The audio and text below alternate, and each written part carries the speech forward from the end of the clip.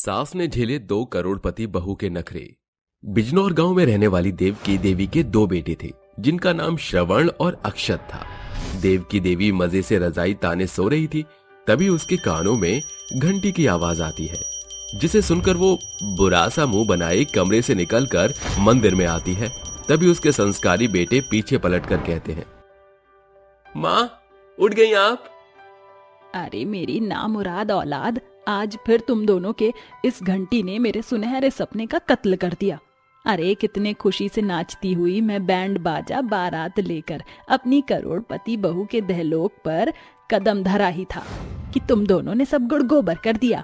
माँ, ऐसा कोई दिन खाली नहीं जाता जब आप अपने करोड़पति बहू के ख्वाब को लेकर हम पर कुड़कुड़ाती नहीं। माँ, जोड़ियां तो ऊपर से बंद कर आती हैं। खबरदार श्रवण, जो मेरे इस ख्वाब के बीच अपने इस उल जलूल बातों को भरा तो। अरे जमा पूंजी लगाकर तुम दोनों को विलायत भेजा था ताकि तुम मॉडर्न बनकर लौटो, मगर उल्टी गंगा बह चली। मॉडर्न की बजाय बोर्डम बनकर आ गए। अरे तुम्हारे सर्वगुण संपन्न आचरण को देख कौन सी करोड़पति लड़की तुम्हें अपना पति बनाएगी? माँ, ये लत आपको ले डूबेगी। काश के समय रहते आपके सर से करोड़पति बहू की सास बनने का भूत उतर जाए। गुजरते समय के साथ देवकी देवी अपने दोनों बेटों के लिए रिश्ते तलाशने लगती है। एक दिन पंडित लखराम उनके घर आते हैं। अरे देवकी बहन, घर में हो क्या? अरे आइए आइए पंडित लखराम, कहिए कहाँ तक पहुँची आपकी खोज? अरे इस बार तुम्हारे दोनों अनमोल रतन के लिए बहुत अच्छे से घर से रिश्ते लाया हूँ। लोग बड़े ही खानदानी हैं। अरे लखराम पंडित जी, खानदान को डालिए थूकदान की पेटी में और ये बताइए कि दान दहेज मिलने के क्या आसार हैं? देखो देवकी बहन, वैसे तो ये लड़कियां ज्यादा रईस घराने से नहीं है, मगर हाँ, अगर तुम्हारे घर में बहू बनकर आ गई तो तुम्हारे घर को संवार देंगी। आखिर हर सास सर्वगुण संपन्न बहू ही तो चाहती है। जी नहीं पंडित जी, देवकी देवी की पसंद हटकर है, क्योंकि मुझे करोड़पति बहू चाहिए। ऐसी बहू तलाशना आपके बस की नहीं तो जय राम जी की। देवकी बड़े ही बेरुखी के साथ पंडित जी के साथ पेश आकर उन्हें घर से जाने को कह देती है और अपने हित कुटुंब में अपने बेटों की तस्वीरें बांट देती है। और आखिरकार देवकी देवी के कदम करोड़पति शूरवीर सिंह के बेटियों पर जा रुकते हैं, जिसे देखकर देवकी अपने दोनों बेटों का रिश्ता अमायरा और आलिशा से करती है, जिसे उसे दहेज में करोड़ों रुपए कैश में मिलते हैं। दहलीज पर खड़ी दोनों बहू घूंघट झटक कर देविका देवी की बेइज्जती करते हुए कहती हैं, ओह गॉड सासू माँ, आपका ये घर तो चिड़िया के घोंसले जितना छोटा है। इससे बड़ा तो हमारे घर का बाथरूम है। कितनी गर्मी है यहाँ। अरे बहू थोड़ा ठंड रख, क्यों पूरे गांव देहात के सामने अपनी सास की जगह साई कर रही है? हाय गर्मी, कोई एसी चलाओगे प्लीज? ये सुनकर सभी लोग देवकी का ठट्ठा उड़ाते हुए ठहाके मारकर हंसने लगते हैं। अच्छा देवकी, हम चलते हैं। वो क्या है ना, तुम्हारी करोड़पति बहू बड़े घर से है, इसलिए हम ये सस्ता सा तोहफा देंगी तो हम एम्बेसडर हो जाएंगे। उसे एम्बैरेसमेंट कहते हैं, बोर्डमा लेडी। इसी के साथ दोनों बहू अपना रईसपना दिखाते हुए जमीन रौंदती हुई कमरे में चली जाती हैं। उस रात देवकी नोटों के बंडल पर पसरी हुई पैसे से हवा करती हुई कहती है, क्या बात है देवकी देवी, क्या कमाल की दाव खेली है। ये नोटों के बंडल पर क्या जबरदस्त नींद आएगी। अब ये गांव देहात देखेगा इस करोड़ों रुपए से मैं कैसे अपनी काया पलट करती हूँ।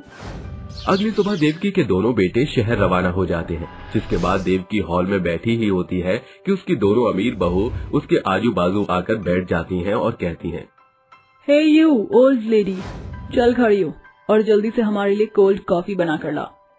अरे बहू, शादी ब्याह के भागदौड़ में कहीं तुम्हारा भेजा तो नहीं खिसक गया? बहू के रहते सास का कामकाज करना शोभता है क्या? अरे ओ बुढ़िया, हमें तेरा भाषण नहीं सुनना, चुपचाप से जा और जो कहा है कर। करोड़पति बहुओं का ये रवैया देख देवकी की आंखें नम हो जाती हैं, मगर उसने अपनी स्वेच्छा से करोड़पति बहुओं का बीज अपने आंगन में बोया था, जिसकी कटनी उसे अब काटना भारी पड़ रहा था। थोड़ी देर में वो कॉफी लेकर अपनी बहू को दे देती है, जिसे पीकर दोनों बहू बकबकासा मुंह बनाकर कहती है, आहा थू, हरियो हमारी गरीब सो कॉल्ड सासू माँ, तुम लोग ऐसी चाय कॉफी पीते हो जिसमें दूध का पता ही नहीं। मुंह का टेस्ट बिगाड़ दिया। जाओ जाकर हमारे लिए प्योर दूध की कॉफी बना। ठीक है बहू। करोड़पति बहू के खौफ के कारण देवकी दूसरी दफा कॉफी बनाकर उन्हें देती है। उस रोज के बाद से दोनों करोड़पति बहू हर दिन देवकी पर दामन चलाती। एक दिन सफाई के दौरान देवकी के हाथों एक गुलदस्ता गिर जाता है। अरे ओ बुढ़िया, अब कौन सा नया नुकसान कर दिया तूने? बहू वो आज कच्चे में ये गुलदस्ता गिर गया। अरे मेरी गवार सासू माँ, जानती भी हो ये वास कितना महंगा था, पूरे 2.5 लाख का था। अब इसकी भरपाई कौन करेगा? आज से अगले 10 दिन तक तेरा दाना पानी बंद। करोड़पति बहुओं की ज्यादतियों के कारण उस रात देवकी को भूखे पेट ही सोना पड़ता है। ऐसे में नींद भी उससे नाता तोड़ लेती है और देवकी फूट फूट कर रोते हुए कहती है, काश कि मैं करोड़पति बहू पाने की हट समय रहते छोड़ दी होती, तो आज मुझे उनके जुल्म नहीं सहने होते। शायद मैं जिन गरीब घर की बेटियों का तिरस्कार किया, इसलिए आज ये दिन भोगना पड़ रहा है कि मेरी रईस बहुएं मुझे अपने नखरे की आड़ में नीचा दिखाने का एक मौका नहीं छोड़ती। देवकी को अपने किए पर पछतावा हो रहा था। देवकी का सारा दिन अपनी करोड़पति बहुओं के नखरे झेलती, साथ ही अपने ही घर में नौकरों की तरह रहा करती। तब जाकर उसे रूखा सूखा खाना नसीब होता, जिसके चलते धीरे धीरे सेहत उसका साथ छोड़ने लगी। एक दिन उसकी तबीयत बेहद बिगड़ जाती है। अरे ओ बुढ़िया, चल उठ, सारा घर बिखरा पड़ा हुआ है। तुझे पता है ना हम साफ सफाई में रहती है। चल जल्दी से घर क्लीन कर। बहू, मुझ बुढ़िया के शरीर में एक डग चलने भर का भी बल नहीं। मेरी तबीयत ठीक नहीं, मुझ पर तरस खा। चल उतर इस बेड से, ये रजाई भी छोड़, क्योंकि ये सब कुछ हम करोड़पति बहू के घर से आया है। जाकर मर अपनी टूटी फूटी खटिया पर। दोनों बहू ऐसा कर ही रही थीं। उनके पति सुबह सुबह शहर से लौट आते हैं और गुस्से में चिल्ला उठते हैं, अमायरा, क्या चल रहा है ये सब? अपनी सास के संग ऐसा बुरा बर्ताव करते तुम्हारे हाथ नहीं कांप रहे? कैसा लगेगा अगर ऐसा ही भद्दा बर्ताव तुम्हारे भाई की बीवी तुम्हारे बूढ़े माँ बाप के साथ करे तो? श्रवण की फटकार सुनकर दोनों बहुओं के चेहरे पर प्रश्न चिन्ह पड़ जाता है। क्या हुआ? अपने पर बात आते ही होठ सिल गए? अब तुम हमारे घर में नहीं रहोगी, इसलिए अपनी सो कॉल्ड शानो शौकत के साथ चली जाओ हमारे घर से। नहीं अक्षत, हमें इस घर से मत निकालो, हम कहाँ जाएंगे? माँ जी हमें माफ कर दीजिए, नादानी में हमसे भारी भूल हो गई, हमें एक मौका दे दीजिए। जाने दे बेटा, इन्हें एक मौका दे दे। अपनी माँ के लिए एक भूल मेरे हाथों हुई और एक भूल इनसे हुई। इन्हें एक मौका दे दे ताकि हमारे मन में कोई मलाल ना रुके। देवकी की बात मानकर श्रवण और अक्षत उन्हें एक मौका दे देते हैं, जिसके बाद दोनों बहुएं अपने बुरी आदतों को सुधार लेती हैं और साथ ही ससुराल की बागडोर भी संभालने लगती हैं। कल तक जिस देवकी देवी के लिए करोड़पति बहू से बढ़कर कुछ नहीं था, आज उसकी सोच नई राह पर मुड़ चुकी है। आज देवकी के लिए परिवार की संपत्ति से बढ़कर कुछ भी नहीं है। बांझ बहू का नसीब। भगवती देवी जैसे ही अपने कमरे के भीतर से निकलती है तो वृंदा कहती है, क्या बात है सासू माँ, आज इतनी साज सज्जा, आप कहीं बाहर जा रही हैं? इस पर भगवती देवी बुरा बेबाक मुंह बनाकर वृंदा के बाल पकड़कर उस पर बांझपन के तानों की बौछार करते हुए कहती है, बेड़ा गर को इस बांझ का। क्यों री बांझ पाखेरू, बिना मनहूस जुबान चलाए तुझे चैन नहीं पड़ता? अच्छे खासे काम में भी बाधा डालना तो तुझ बांझन की पुरानी आदत है। शोरगुल सुनकर वहाँ भगवती देवी का बेटा कौशल आता है। क्या बात है माँ, ये शोर शराबा कैसा है? क्या बताऊं कौशल बेटा, मैं कमला की बहू बिपाशा की गोद भराई में जा रही थी, उतने में ये बांझ बला मेरे सामने आकर खड़ी हो गई। अभी सास के बुरे ताने बंद भी नहीं हुए थे कि कौशल भी वृंदा को बुरी बातें सुनाना शुरू कर देता है। अरे ये बांझ हमारे घर के लिए कलंक बन गई है, इसका चेहरा देखकर बनता काम भी बिगड़ जाता है। 10 साल हो गई शादी को, मगर एक बच्चा तक न दे सकी। दफ्तर में मैनेजर से लेकर कलीग साथ मिलकर मेरा मजाक बनाते हैं, पूछते रहते हैं कब बनेगा बाप। अरे इसके बाद की आई सभी की बहुएं बच्चा जन चुकी है, मगर इस बांझ की बला से हमारा ही घर सालों से सूना है। माँ जी, मेरे नसीब में माँ बनने का सुख भोगना नहीं लिखा तो इसमें मेरा क्या दोष? आप दोनों भली भांति जानते हो कि कमी केवल मुझ में ही नहीं, कौशल जी में भी मौजूद है। ये सुनकर कौशल का गुस्सा 7वें आसमान पर पहुंच जाता है और वो कहता है, बहुत जुबान चलने लगी है इस बांझ की, मैं तो कहती हूँ आज इसका काम तमाम कर दे। कम से कम हम माँ बेटे के सर से इस बांझ का बोझ तो उतरेगा। कमीनी, तू कहना क्या चाहती है कि मेरी मर्दानगी में कमी होने के कारण मैं बाप नहीं बन पा रहा? रुक, अभी सबक सिखाता हूँ तुझे। कौशल अपने बेल्ट से वृंदा को खूब मारता पीटता है। उसके लाख करहाने पर भी भगवती आगे बढ़कर उसे बचाने के बजाय अपने मुंह से अंगारे बरसते हुए कहती है, बहुत जुबान चलने लगी इस बांझ की। मैं तो कहती हूँ आज इसका काम तमाम कर दे। कम से कम हम माँ बेटे के सर से इस बांझ का बोझ तो उतरेगा। वृंदा के लिए ये सब सहना पहली बार नहीं था, बल्कि ये अत्याचार बरसों से चला आ रहा था। वो बांझपन के कारण कभी पति के हाथों पिटती तो कभी सास का सताव सहती। समय गुजर रहा था। एक सांझ घर का टेलीफोन बजता है। वृंदा जैसे ही फोन उठाती है तो उसे दुखद समाचार सुनने को मिलता है। देखिए, मैं सिटी हॉस्पिटल से डॉक्टर माथुर बात कर रहा हूँ। आपकी रिश्तेदार मिसेस बानी बुरी हालत में है, इस अस्पताल में एडमिट है। ये सुनकर वृंदा के हाथ से फोन छूट जाता है और भगवती कहती है, अरे मेरी मनहूस बहू, यूं अचानक स्तब्ध क्यों हो गई? कौन था फोन पर? बकेगी भी। माँ जी, बानी जी अस्पताल में भर्ती है, हमें फौरन वहाँ पहुँचना होगा। सभी दौड़ते भागते हुए अस्पताल आते हैं, जहाँ आईसीयू बिछोने पर पड़ी बानी जिंदगी की आखिरी सांसें गिन रही थी। मेरी बच्ची, ये क्या हो गया? माँ, मेरे पास ज्यादा समय नहीं। वृंदा भाभी, जल्दी से यहाँ आओ। वृंदा उसके पास आकर कहती है, बानी जीजी, फिक्र मत करिए, आप बहुत जल्दी ठीक हो जाएंगी। भगवान के घर देर है, अंधेर नहीं। इन बातों का कोई फायदा नहीं भाभी, अब बहुत देर हो चुकी है। मैं अपने बेटे गोपाल की जिम्मेवारी आपको सौंप रही हूँ। मेरी अंतिम इच्छा है कि आप इसकी माँ बनकर इसका ख्याल रखना। वादा करो भाभी। हाँ जी, मैं वादा करती हूँ। अगले ही पल बानी वृंदा को वचनबद्ध करके दम तोड़ देती है। वृंदा गोपाल को गोद में थामे घर आती है, जहाँ भगवती कहती है, अरे ओ बांझ बला, किसने कहा था तुझे अस्पताल में अपनी मनहूस जुबान चलाने को? मैं मेरी बेटी की आखिरी निशानी को तुझ बांझिन के भरोसे नहीं सौंप सकती। अरे जिसकी खुद की गोद बरसों से सूनी है, क्या पता उसके आंचल की छांव इस दुध मुहे बच्चे के लिए अभिशाप बन जाए और कहीं इसकी बिना सांसें छिन जाएं। ये कैसी बात कर रही हैं आप? मरते वक्त मैंने बानी जीजी को वादा किया था कि गोपाल का ख्याल रखूंगी। मुझे माँ बनकर इसे पालने का एक मौका तो दीजिए। ठीक है, मैं तुझ बांझ को अगले 1 महीने का मौका देती हूँ। वृंदा घर का कामकाज निपटाकर जैसे ही सोने चलती है, 6 माह का गोपाल जोर शोर के साथ रोना शुरू कर देता है। वृंदा उसे गोद में उठाकर चुप कराती है। ना मुन्ना, ना रो, चुप हो जा, मेरा राज दुलारा, चुप हो जा। वृंदा की लाख कोशिशों के बावजूद भी गोपाल चुप होने की बजाय सिसकियां पकड़ लेता है। इस पर कौशल और भगवती भी जाग उठते हैं। अरे क्यों रुला रही है मेरे नाती को? बच्चा जना होता तब तो अता पता होता कि बच्चा कैसे चुप होगा, बांझ बला कहीं की। इसके बाद कौशल और भगवती भी बारी बारी से गोपाल को चुप कराने की कोशिश करते हैं। तभी वृंदा गोपाल के प्यास को भांप कर कहती है, शायद गोपाल प्यासा है। अरे बौरा गई हो क्या? 6 महीने का बच्चा भला पानी कब से मांगने लगा? माँ जी, गोपाल 6 महीने का पड़ाव पार कर चुका है। मैंने अस्पताल के चार्ट में पढ़ा था कि 6 माह के बच्चे को दुग्ध पान के साथ जलपान कराना भी जरूरी है। वृंदा जैसे ही गोपाल को प्यार से पुचकारते हुए पानी पिलाती है, गोपाल उसी पल छिन सो जाता है और वृंदा कहती है, देखा माँ जी? अरे हाँ, अब अपनी इस बात का बखान करना बंद कर। भूल मत, तू बांझ है, बड़ा ही कोई तीर नहीं मार लिया। गुजरते हर एक दिन के साथ 1 सप्ताह का पड़ाव पार हो जाता है, जिसके साथ गोपाल के प्रति वृंदा का लगाव माँ से बढ़कर हो जाता है। वो प्रत्येक रात गोपाल के जागने के कारक उसके संग रात जगा करती है और सूर्यास्त से पहले उठकर घर का कामकाज किया करती। काम से फुर्सत पाते ही वृंदा गोपाल के साथ समय बिताया करती थी।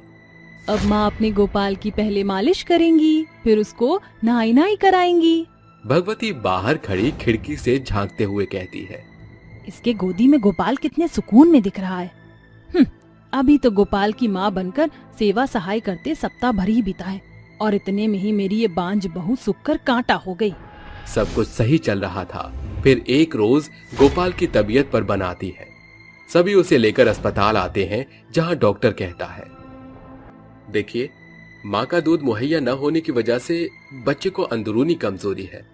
आपको इसका खास ख्याल रखना होगा। जैसे ही वृंदा गोपाल को उठाने के लिए आगे हाथ बढ़ाती है, भगवती भड़कते हुए कहती है, दूर कर अपने इस मनहूस हाथों को। तुझ बांझ के साय से ही आज गोपाल का ये हश्र हुआ है। बांझिन ममता की झूठी आड़ में तू मेरे गोपाल को मारना चाहती है। सभी घर आते हैं मगर गोपाल चुप होने का नाम नहीं लेता। पर जैसे ही वृंदा उसे अपनी गोदी में लेती है, गोपाल आंखें मूंदकर सुकून से सो जाता है। निस दिन वृंदा गोपाल की सेहत के लिए हर एक तप व्रत करती है। ऐसा कोई मंदिर और मूर्त नहीं बचा था जिसे उस बांझ बहू ने पूजा न था। शायद उसका फल था कि गोपाल आज एकदम स्वस्थ हो गया। अब गोपाल एकदम फिट एंड फाइन है। शुक्रिया डॉक्टर साहब। शुक्रिया मुझे नहीं, इसकी माँ को कहिए माता जी। बहू, माँ होकर भी मैं तेरी ममता को देख ना सकी। हमेशा तुझे बांझ का बुरा ताना देकर तेरे मन को भेदती रही, मगर ये भूल गई कि पालने वाले का दर्जा जन्म देने वाली माँ से बढ़कर होता है। देवकी ने कान्हा जी को जन्म दिया, मगर कहलाते तो कान्हा यशोदा नंदन ही है। हाँ वृंदा, अगर बानी भी जिंदा होती तो वो भी गोपाल का इस कदर ध्यान न रख पाती। माँ जी, कौशल जी, मुझे इस बात की बड़ी खुशी है कि आज आपका नजरिया बदल गया। अब मेरे माथे पर लगा बांझ का कलंक मिट गया। वृंदा ने भले गोपाल को अपनी कोख से जन्म नहीं दिया, मगर गोपाल के प्रति उसका प्यार परवान चढ़ता देख भगवती को ये एहसास हो ही गया कि कभी कभी खून के रिश्ते भी दिल के रिश्ते के आगे फीके पड़ जाते हैं। भिखारिन सास बहू। अरे ठहरो यहीं, कहां बड़े चली आ रही हो तुम भिखारिनो? शनाया और मेनका नाम की दो बेबस भिखारन सास बहू बिगड़ी दशा में होटल में घुस रही थीं कि तभी उस 5 स्टार होटल के मुख्य मालिक स्वराज उन्हें देख लेता है और उनके चेहरे को देखकर उखड़ते स्वर से कहता है, तुम दोनों भिखारन सास बहू आज फिर मुंह उठाकर चली आई? अरे बार बार धक्के खाने के बावजूद भी बेइज्जती करने के लिए चली आती हो यहाँ पे? साहब, मेरी सास और मैं बेहद भूखी हैं, कुछ खाने को दे दो, बड़ी मेहरबानी होगी। लाओ पैसे। भिखारन सास बहू को स्तब्ध खड़ा देखकर स्वराज कहता है, पल्ले एक पाई तक नहीं हैं? और तुम्हारी जुर्रत कैसे हुई इस 5 सितारा होटल में कदम रखने की? अरे निकाल कर बाहर फेंक दो इन भिखारन सास बहू को। स्वराज के कहने पर होटल के दरबान उन्हें घसीटते हुए बाहर का रास्ता दिखाते हैं। इसके बाद भिखारन सास बहू अपना टूटा फूटा बर्तन लिए बिरजू समोसे वाले के पास आकर हाथ फैलाए हुए भीख मांगकर कहती हैं, भैया जरा 2 समोसे मिलेंगे क्या? बिरजू उन दोनों भिखारन सास बहू की बिगड़ी दशा देखकर बिगड़ा बेबाक सा मुंह बनाकर कहता है, अरे दाम दो, समोसा लो। मगर हमारे पास पैसे नहीं है। अरे पता था मुझे, तुम्हारी फटी दशा साफ साफ बयां कर रही है कि तुम दोनों सास बहू बड़ी भिखारन हो। अरे भाई, 2 समोसे देने से तुम्हें खास घाटा नहीं होगा। अरे अब तलक बोनी बट्टा भी नहीं हुआ है, सवेरे सवेरे चली आई भिखारन सास बहू बिना पैसों के है। मैं तुमसे अपने समोसे का सौदा हरगिज नहीं करूंगा। बेचारी 2 रोज की भूखी भिखारन सास बहू पेट की आग बुझाने की खातिर दर दर मारी फिर रही थीं, मगर उन्हें कुछ नहीं मिला। अंत में भूख उन्हें कूड़ा घर के बाहर लाकर खड़ा करती है। तभी एक शख्स उनकी आंखों के सामने कुछ रोटियां और सब्जी वहां रख जाता है। दोनों एक दूसरे से झूठा बखान करती हुई कहती हैं, अरे बहू, ये खाना तो एकदम सही है, इसे खाकर हम सास बहू का पेट भर जाएगा। भिखारिन सास बहू बहरी तौर पर भले ही खाने को सही जाहिर कर रही थी, मगर दोनों अंदर ही अंदर एक दूसरे से सैकड़ों बातें बयान कर रही थीं। हे भगवान, आज हम सास बहू के इतने बुरे दिन आ गए हैं कि हमें ये जानते हुए भी कि ये खाना सड़ चुका है, इसे खाना पड़ रहा है। ये सब कुछ शायद हमारे ही कर्मों का फल है बहू। भिखारन सास बहू सड़े गले खाने को खाकर फुटपाथ पर ही सो जाती हैं। भिखारन सास बहू की खातिर ये कोई नई बात नहीं थी। वो कभी मंदिर के बाहर बैठी भीख मांगकर पेट भरती, तो कभी कहीं और जगह से दुत्कारे जाने पर जानवरों को सौंपी गई खुराक को अपना खाना बना लिया करती। समय गुजर रहा था। एक बार की बात है, आज भी वो भिखारन सास बहू सैकड़ों भिखारियों के बीच साथ पसारे हुए मंदिर के बाहर बैठी हुई थी। तभी भूपति अपने बेटे आरव के संग खाना बांटते हुए मंदिर की सीढ़ियां उतर रहा था। उन्हें देखकर सास बहू का चेहरा पीला पड़ जाता है। ये दोनों यहाँ क्या कर रहे हैं? बहू, इससे पहले कि हम भिखारन सास बहू का इनसे सामना हो, हमें यहाँ से भागना होगा। कल तलक जो सास बहू कूड़े के ढेर में पड़ा खाना उठाकर अपना पेट भर रही थीं, आखिर आज क्यों वो इन 2 शख्स से भागती फिर रही थी? जानने के लिए देखते हैं भिखारन सास बहू की कहानी की एक झलक। नी मैं वोडका लगा के तेरे नाल नचना, नी मैं वोडका लगा के तेरे नाल नचना। देर रात के 2 बज रहे थे। नशे में धुत शनाया और मेनका घर आती हैं। उनको ऐसे देखकर भूपति और उसका बेटा आरव बेहद बौखलाते हैं। अरे ये कोई वक्त है घर आने का आप दोनों का? है आप दोनों सास बहू की बुरी आदत से हम बाप बेटे परेशान हो चुके हैं। अरे बेटा इन समय इन दोनों से बात करना बेफिजूल है, अभी ये नशे में मदहोश हैं। ये कहकर दोनों अपनी अपनी पत्नियों को संभालते हुए ले जाकर कमरे में सुला देते हैं। अगली सुबह दोनों सास बहू सिर पकड़े हुए सोफे पर आकर बैठ जाती हैं। उफ, ये मेरा सर। बहू लगता है कल किटी पार्टी में हम दोनों ने ज्यादा ही पी ली थी। तभी दोनों के पति वहां आकर बैठ जाते हैं और ताने भरे लहजे में कहते हैं, अगर कल रात पीने में कमी रह गई हो तो वो अभी पीकर पूरा कर लो। ससुर जी, आप मेरी सासू माँ को क्यों डांट रही हैं? तू चुप कर बहू, एकदम अपनी सास के रंग में रंगी जा रही है। अरे हम दोनों बाप बेटे दिन रात इसलिए मेहनत करते हैं ताकि तुम दोनों सास बहू मिलकर हमारे पैसे पीने में उड़ाओ। अरे सोसाइटी में और भी सास बहू की जोड़ी हैं जिनकी मिसालें देते नहीं थकते लोग। आप दोनों के बुरे बिहेवियर से पूरी सोसाइटी में बदनाम हो गई हैं आप दोनों। आरव ठीक है, चिल पिल। दोनों सास बहू को हंसते हुए देख भूपति कहता है, अरे बंद करो ये विलायती बकैती। जब देखो दोनों सास बहू एक ही सुर में एक दूसरे का बचाव करती हो। ये रुतबा पैसा तुम्हारे पति मेहनत से कमाते हैं, उसे बचाना सीखो। अरे मेरे प्यारे पतिदेव, पैसे कमाना तो पति का परम धर्म है और उन्हें उड़ाना उनकी प्यारी पत्नियों का कर्म है। भूपति और आरव के लाख समझाने पर भी ना तो सास बहू के बर्ताव बदलते हैं बल्कि हर एक दिन के साथ उनके खर्चीला शौक बढ़ते चले जाते हैं। वो आए दिन लाखों रुपए महंगी शॉपिंग में उड़ाती हैं। एक शाम दोनों बाप बेटे घर आते हैं तो सास बहू को औरतों के बीच में बैठकर ताश खेलता देख उनके तलवों का गुस्सा सिर पर चढ़ाता है। मेनका, शनाया, ये सब कुछ क्या चल रहा है? अरे अब आप इतना हाइपर क्यों हो रहे हैं? दोनों सास बहू बस पत्ते ही तो खेल रही हैं।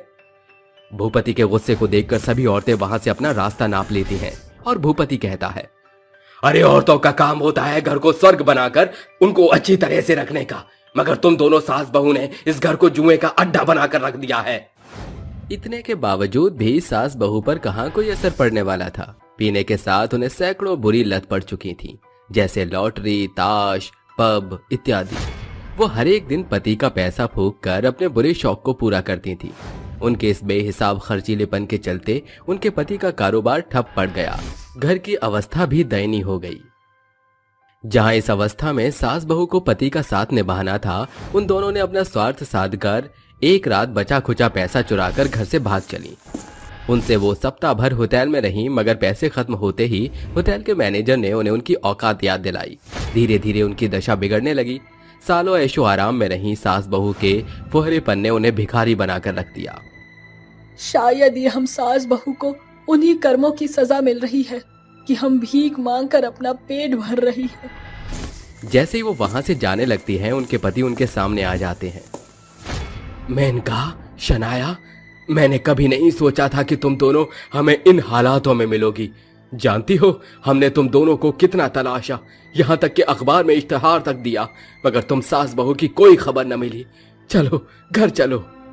भूपति के मुंह पर जाने की बात सुनकर सास बहू की आंखों में आंसू डबडबा जाते हैं और मेनका कहती है, हम दोनों सास बहू ने तुम्हारे साथ इतनी बड़ी दगाबाजी की, क्या आप हमें एक और मौका दे सकते हैं? माँ, इंसान गलतियों की मूर्ति है। हाँ, हमें अफसोस तो हुआ था कि जिस स्थिति में आपको हम दोनों ने साथ देने की जरूरत थी, आपने अपना स्वार्थ साधा, मगर ईश्वर की कृपा से वो स्थिति अब संभल चुकी है। आरव, मुझे माफ कर दो, सारी गलती सरासर मेरी है। मेरे ससुराल में आने के बाद से ही मैंने माजी को खर्चीले शौक के खातिर बहकाया। आज हमें उसका पछतावा है। सड़क पर रहने वाले भिखारियों के बीच रहकर सास बहू को बड़ा सबक मिल चुका था। भिखारी बनकर जी चुकी बुरी स्मृतियों को भूलकर वो सास बहू नए सिरे से सुनहरी शुरुआत करती हैं और भविष्य में दोनों उस गलती को फिर कभी नहीं दोहराती हैं। बहू चली ससुर जी की बारात लेकर। अरे सिद्धार्थ, हमारी शादी कब होगी और मुझे कितना इंतजार करना होगा? बस मेरे पिताजी कुछ ही दिनों में हैदराबाद से वापस आ रहे हैं। मैं उनसे अपनी और तुम्हारी शादी की बात कर लूंगा। अरे अपनी और मेरी नहीं बल्कि हमारी शादी के बारे में बात करनी है। अरे हाँ हाँ वही। अनन्या और सिद्धार्थ दोनों कॉफी पीकर अपने अपने घर चले जाते हैं। देखते ही देखते 2-4 दिन बीत जाते हैं, जिसके बाद सिद्धार्थ के पिता गोपाल हैदराबाद से वापस उसके पास लौट आते हैं। अरे वाह बेटा, तुझे वापस अपने सामने देखकर बहुत खुशी मिल रही है। पिताजी, आप मुझसे पूरे 12 साल बाद मिल रहे हो। मुझे तो यकीन ही नहीं होता आप कितने बुजुर्ग हो गए हैं। अरे बेटा, तेरा पिता आज भी जवान है। ये देख, मैंने अपने आप को कितना अच्छे से मेंटेन किया है। वैसे ये बात तो सही कही आपने। आपकी उम्र के हिसाब से आपने अपने आप को बहुत अच्छे से मेंटेन किया है।